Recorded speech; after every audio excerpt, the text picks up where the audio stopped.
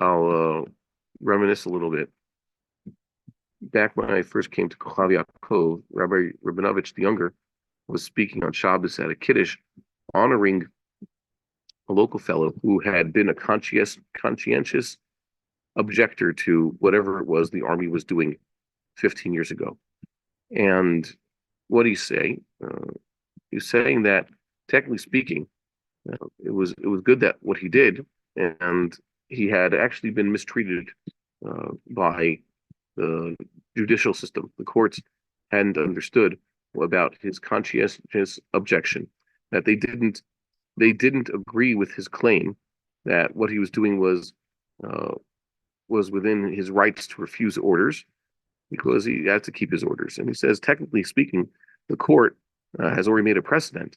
The court tried and convicted a soldier apparently for taking orders and following through with orders that the court considered unjustified. Whatever it is, they did something terrible, apparently in the court's eyes, to an innocent Palestinian family. And the court had ruled that this fellow, upon his conviction, should have known that he's not supposed to accept certain orders. So Rabbi Rabinovich argued so too. The court should have let this next guy off because indeed he didn't listen to orders. He also found the line that he should not cross, even though he's being told his orders. I remember discussing this issue with Rabbi Joel Cohen, who came over from America at least more than 10 years ago now. And he had previously been a principal in Jewish day schools in the United States. He was a wise man. He still is a wise man. And I was discussing this issue with him about soldiers disobeying orders. When do you say no? When not? And even though when this war started, there were people who were getting sort of agitated, refusing orders. You can't do that. It would lead to the breakdown of Tzahal. We can't allow that. Told me, yeah, but sometimes orders are wrong. You have to know when to refuse. Rabbi Cohen said, we all agree that eventually there is, this concept. The only question is, where do you draw your line? So the problem is the court draws their line. Yeah, doing this terrible action, pinui of an Arab family from their house or whatever it is, that's unconscionable because they are justified in being here. But doing it to Jews on a regular basis, that's totally fine, apparently. But we all agree that there should be a line. Recently, Rabbi Weissman, who is highly opinionated and makes no claims not to want to offend everybody. I know that he's been busy offending people, but someone's got to say it. And I myself even have my own disagreements with him. I don't necessarily endorse everything he says, although he doesn't like that. But he was saying that in America and in other places in Chutz La'aretz, Jews have to start to know where they're going to draw the line. How bad do the persecution and anti-Semitism in, let's say, Central Europe and in places in America have to get before the Jews say, you know what, I got to pick up and go? And that's an interesting question that he asked this because we saw that for Jews in Europe, for example, leading up to World War II. Apparently, it had to get pretty far.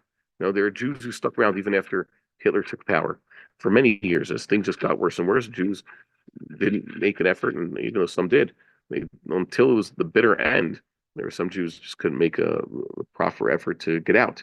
So he's asking, where is your line? At what point will you say, okay, I'm going to get out of here because it's too much? It's a fair question. So I'm going to ask a similar question. What is your line? Recently, we discussed Yosef Lavron, his case. He was on YouTube Live earlier today with Feiglin discussing his own particular situation. He was a conscientious objector to his assignment in Gaza. He says it's going nowhere. We keep going to the same place, fighting, endangering ourselves just to reseed the territory to the Amalekites.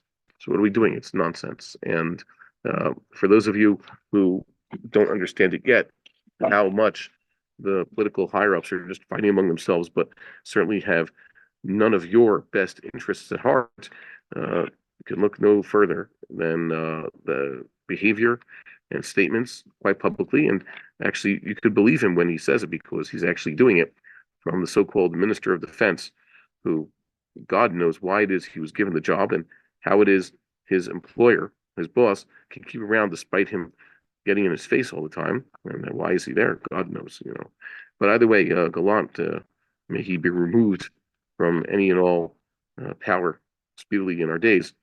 So he did what he did. So you could see that he's not exactly your friend and doesn't really care much about soldiers and what they're doing because he has his own ideas. He basically said it explicitly. He has no intention to lead our forces to victory because victory can only be achieved through one way that everybody knows and people are afraid to say. And apparently, if you espouse such a view, I guess you're an extremist, even though you're just being realistic. Okay. Either way, you see that these things are quite clear now.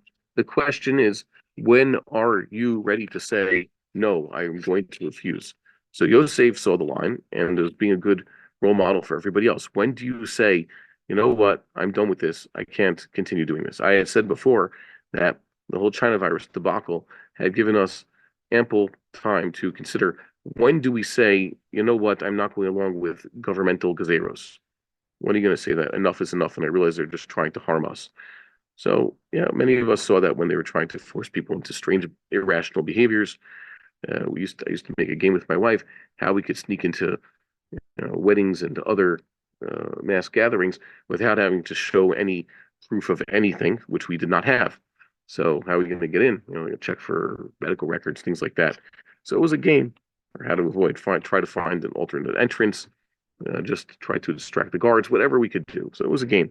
But now the games are over. My question is, where do you draw your line as a soldier? There aren't enough soldiers refusing, but I'm glad to see that there are some. And last night, for example, apparently, I don't know the exact details, I saw a video, but there's a lot of questions based on this video. One of those so-called humanitarian aid trucks was making its way through local highways in the neighborhood, and local youth and activists stopped the truck, and they actually used force to stop the truck. They disabled the truck. Now that was a good thing. That truck is basically a road safe. Unfortunately, this is terrible that we have to be put into these situations. Someone who's coming to harm you, you have to use, and is going to trying to kill you. So you have to use force and perhaps even lethal force if necessary to stop him. That is the basic principle of self-defense. It's agreed upon by at least the classical legal systems, and it's certainly endorsed by the Torah. It's a mitzvah of the Torah. So they stopped this truck. That was a good thing. That it took courage to do such a thing, but that's what they had to do. So my question is, who else is willing to do such a thing? At what point are all these soldiers who were getting themselves killed? There was a terrible incident last night that they couldn't talk about. You could get a WhatsApp message. There's something that's not in the news. They're not allowed to say. They only announced it at 7:30 this morning, but already 9 o'clock or so last night, people were talking about it. What's going on? Where is your line? At what point do you say you are going? At what point do you say no? I refuse these particular orders. I want to know for everybody else. Thank God, those who have been protesting, that's a good thing. But the question is for the soldiers, when are you going to say it already? I'm surprised there has not been a popular rebellion within the ranks of the IDF until this point. I just don't understand it. But then again, I'm not part of that culture. I haven't been there. I don't know if they have a leader. But I do know that that's exactly what we're praying for. A messianic leader is the type who can actively lead people doing what is the right thing. Now, it's very interesting. There's a concept of a Mashiach ben Yosef. Many people are aware that the Mashiach ben Yosef is supposed to spend time imprisoned, whatever that may be. The way I understand it is that the current regime is going to imprison those who are the biggest resistors to it. And Mashiach ben Yosef is going to start this process of us getting ourselves back on track. A Jewish state run as a Jewish state of halakha. So there will probably be someone who's dynamic enough and a leader and willing to take the right risks, who's going to end up in jail for these purposes. He's going to be a resistor to the regime, and he's going to be a leader of those who want to do the right thing against Am Yisrael's enemies. He's going to want to do the right thing with regards to running this country. Remember, a king, his job is national defense and conquest, and leading the people and building the temple, etc. He's basically part of the Joshua paradigm. That's what Mashiach ben Yosef is. So there will arise someone who will get this treatment. He will try to guide Am Yisrael, and he will end up as an enemy of the regime and pay the price for it, although eventually he will gain his freedom. A Jewish Nelson Mandela, if you will. although I'm not a fan of Nelson Mandela, and I think that the analogy of Jewish freedom to finally be keep the Torah in our land is not the same as what the fall of apartheid, South Africa. Yeah, okay. And eventually we will get another leader after that. The ground will be set for Mashiach ben David, basically the leader who will accomplish everything, make everything finally the way it's supposed to be. So we see this being set up. Uh, this is not something that I'm saying. I'm not a Navi. I don't know if this is going to happen in our generation. I certainly hope it will. I also know that there are certain patterns in history, and I would expect this to happen. We are raising up, thank God, a generation that that is much stronger than the previous ones. This very week I saw, thank God, a lot more people attending the Temple Mount and Yom HaAtzmaut and willing to wave the flag, which represents a lot of good things. The children of those I am trying to convince they have to come and visit the Temple Mount but once, their children go, thank God. So the children will bring the fathers, and it's good to see even fathers and sons who are standing up for Jewish sovereignty on Har Bayis. The crime of waving a flag, I was can't believe it. That's the worst thing that a person could do. Have a flag in his hand. They've gone nuts.